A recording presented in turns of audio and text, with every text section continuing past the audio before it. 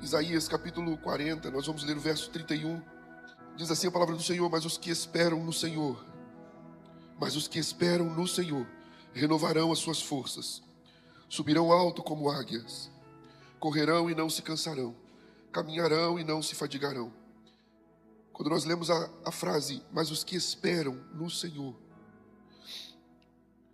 a palavra hebraica que nós encontramos aqui é a palavra kov. Essa palavra, ela significa literalmente, entrelaçar-se. Ou seja, quando nós esperamos no Senhor, quando nós lemos esse texto, mas os que esperam no Senhor, o que essa frase do texto de Isaías significa é nos mover como Ele se move, quando Ele se move, da forma que Ele se move. É não ficar parado, é não ficar esperando só as coisas acontecerem, mas é se mover na presença do Senhor. Tem coisas que não tem o que você fazer, tem coisas que não tem como você fazer. Então a gente fala, eu só posso esperar em Deus, mas nós não podemos nos prostrar e ficar esperando. Nós precisamos nos ligar ainda mais nele. Você está entendendo o sentido de entrelaçar-se? É estar ainda mais envolto em Deus, envolvido em Deus, esperando que a promessa se cumpra, mas fazendo a nossa parte no reino de Deus. Isso é esperar no Senhor. Mas os que esperam no Senhor renovarão as suas forças. E sabe o que eu acho interessante? Que quando nós olhamos para o hebraico, o verbo halaf é de onde vem a palavra renovarão. Significa substituir. Quando nós lemos na nossa língua assim, os que esperam no Senhor renovarão as suas forças, primeira coisa que nós pensamos, esperar no sentido de ficar parado esperando. Mas a gente já entendeu que não é isso. É estar ligado em Deus, entrelaçado em Deus, se envolver ainda mais com Deus, enquanto Ele faz aquilo que você não pode fazer. Você faz aquilo que Ele te chamou para fazer no reino dEle. E nós podemos aprender também que quando diz renovarão as suas forças, não é só ter a força revigorada, não é a força que você já tinha e que ela foi se acabando e agora Deus faz você ter ela de novo. Então eu tinha um nível de força até aqui, e aí a minha força foi se desgastando com as lutas, as provações, e agora está aqui. Aí a gente entende renovar as forças, com Deus fazendo a força voltar para o mesmo lugar de antes, não é? Mas não é esse o sentido. A palavra aqui, que é a palavra halaf, significa substituir. Isso significa o quê então?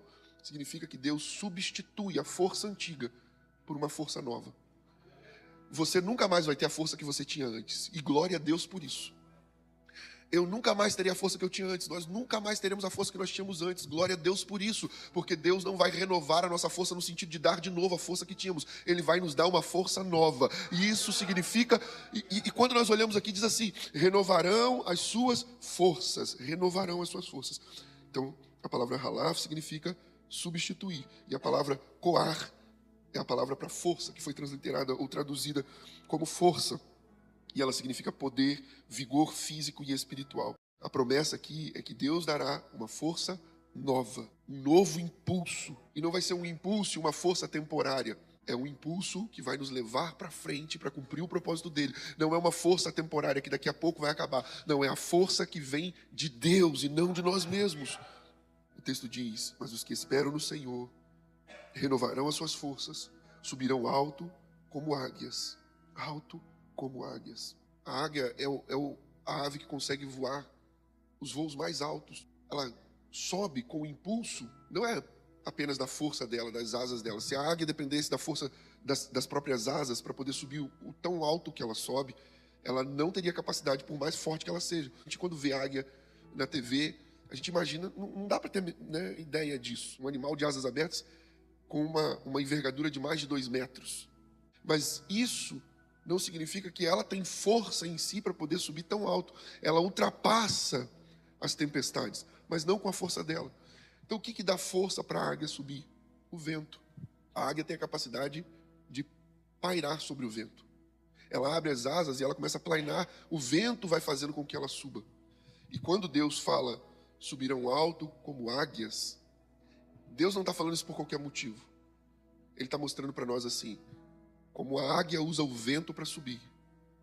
Se você permanecer entrelaçado em mim, enquanto você confia esperando em mim, o vento que você está vivendo, o que parece uma tempestade, o que parece um problema, o que parece destruição para os outros, vai ser o que vai servir de impulso para te levar mais alto, mais perto de mim, no centro da minha vontade. Você entende isso? O que você está enfrentando não é o vento de Deus para te destruir. Quando nós olhamos para o que aconteceu com Noé, ele estava lá na arca orando a Deus, destruição e caos já tinha acontecido lá de fora, e ele está dentro da arca orando, pedindo a Deus para que a tempestade acabasse, para que o dilúvio acabasse. Ele está pedindo a Deus, está pedindo a Deus. E o que Deus manda? Ao invés de Deus mandar um sol revigorante, as nuvens sumirem, ao invés do céu ficar azul imediatamente, o sol raiar, Deus mandou um vento. Ele estava pedindo a Deus, acaba com a tempestade, Senhor, acaba com o dilúvio. E o que Deus mandou para acabar com o dilúvio? Vento. A gente pensa que o vento de Deus na nossa vida vem para nos destruir, mas não é, é o contrário. O vento de Deus vem para motivos poderosos e próprios do reino. O vento de Deus vem para soprar as cascas, as palhas, depois de sermos batidos por ele. Depois de que nós somos batidos, malhados como trigo é malhado, agora o vento de Deus vem para soprar as palhas, para que nós possamos cumprir o propósito. Então todas as cascas que havia em nós, Deus sopra com o vento.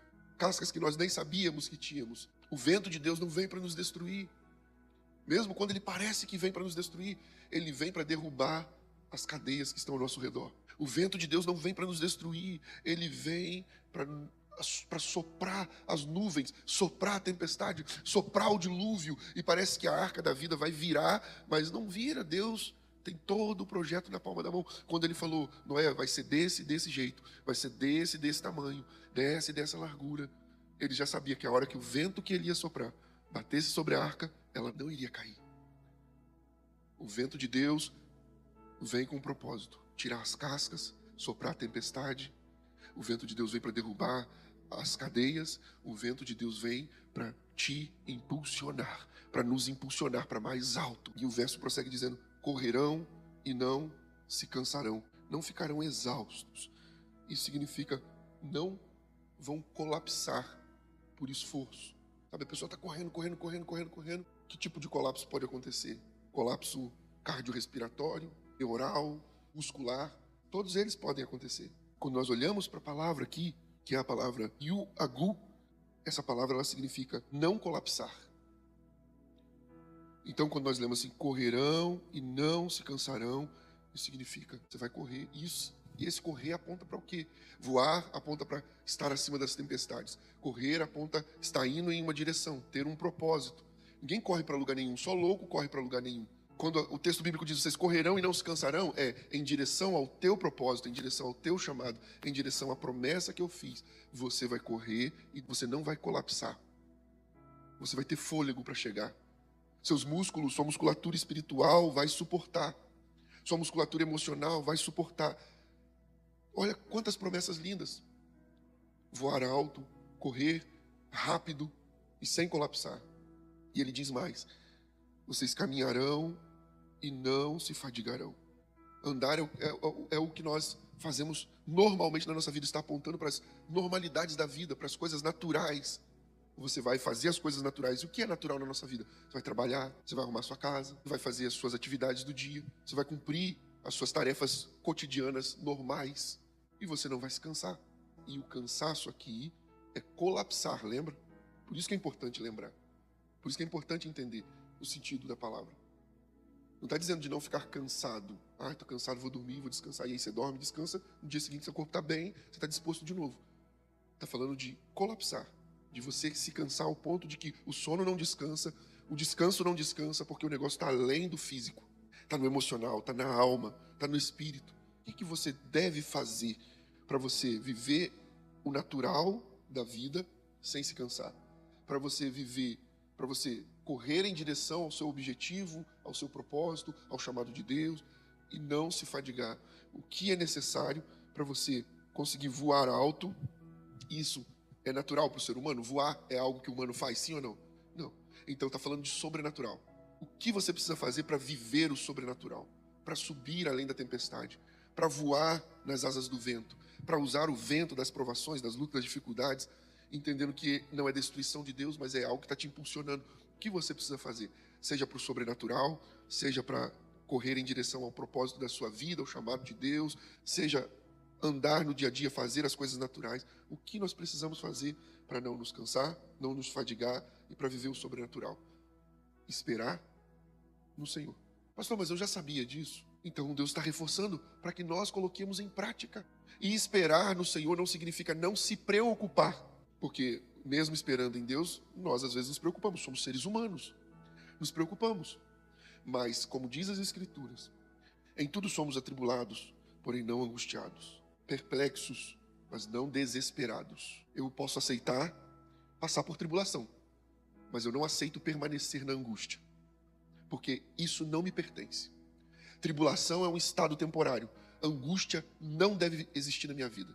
Tribulação é Deus batendo para tirar as cascas que existem em mim. Tribulon era a ferramenta usada para bater, para malhar o trigo, para que as cascas soltassem do grão, para que o grão cumprisse o propósito. Então, se eu passar por tribulação, Deus está batendo em mim para tirar as cascas, para que eu possa chegar ao ponto de cumprir o propósito que Ele estabeleceu para a minha vida. Passamos por tribulação, mas eu não posso aceitar viver em angústia.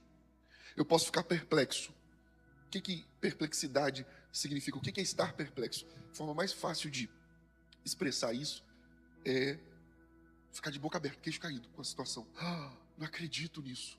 Meu Deus, não é possível. Isso é perplexidade. Então, eu posso passar por um momento de perplexidade, mas eu não posso aceitar o desespero tomar conta da minha vida. Então, na espera pela promessa de Deus, pela palavra de Deus, pelo milagre de Deus, para que nós possamos continuar fortes, para que nós possamos nos fortalecer em Deus, para caminhar e não nos cansar, correr e não nos fadigar, voar alto, ou seja, viver coisas sobrenaturais. Mas para isso, o que eu tenho que fazer? Esperar no Senhor. Mas aí é que está, por isso que é tão importante entender a diferença de esperar no sentido de ficar esperando, para esperar no sentido de ter esperança. O esperar de ficar esperando faz com que você fique parado, olhando para ver se alguém faz alguma coisa, se Deus vai usar alguém, se alguma coisa vai acontecer na sua vida, se alguma coisa vai... e você está parado. Então, enquanto Deus não fizer, eu não vou fazer nada. Enquanto Deus não fizer, eu não vou me mover. Enquanto Deus não fizer, eu tenho lutas, eu tenho cansaço, eu tenho dificuldades, e eu não vou me mover enquanto Deus não fizer alguma coisa, porque eu não quero me cansar mais, eu não quero ficar mais exausto, mas a palavra de Deus diz que a alegria do Senhor nos fortalecerá.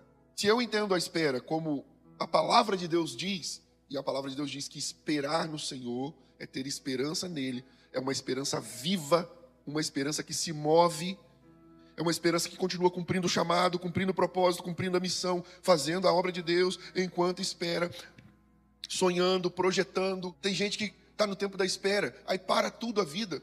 Qual o seu sonho? Continua correndo em direção ao sonho. E se você não consegue correr agora, vai andando em direção ao sonho. Se você tem um ponto para chegar, não importa a velocidade que você vá, desde que você continue indo, porque você vai chegar. Mais cedo ou mais tarde, se você continuar na direção que você está, você vai chegar no ponto em que você determinou chegar.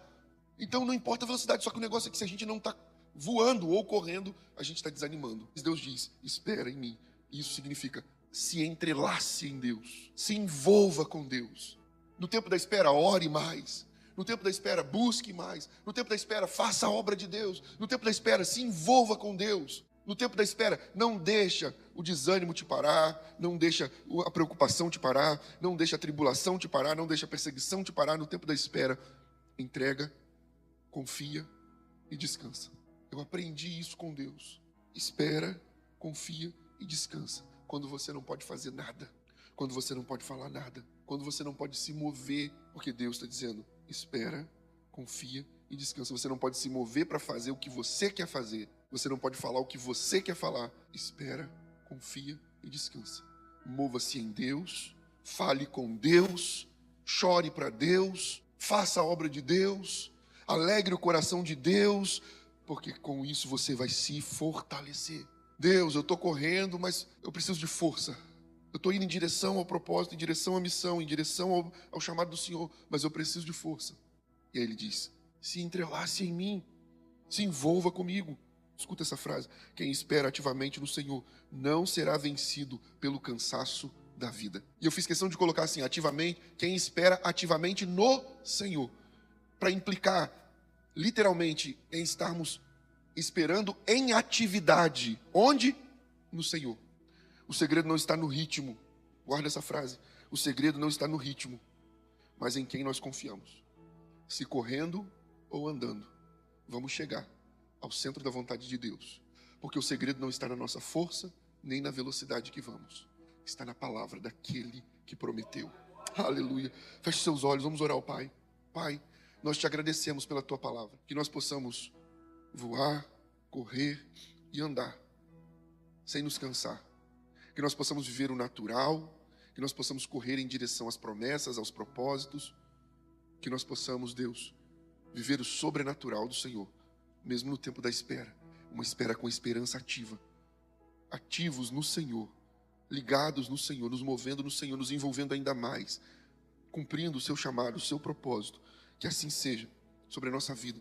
Que nós possamos ver a tua glória e a manifestação dos teus milagres entre nós. Em nome de Jesus, assim nós oramos. Amém.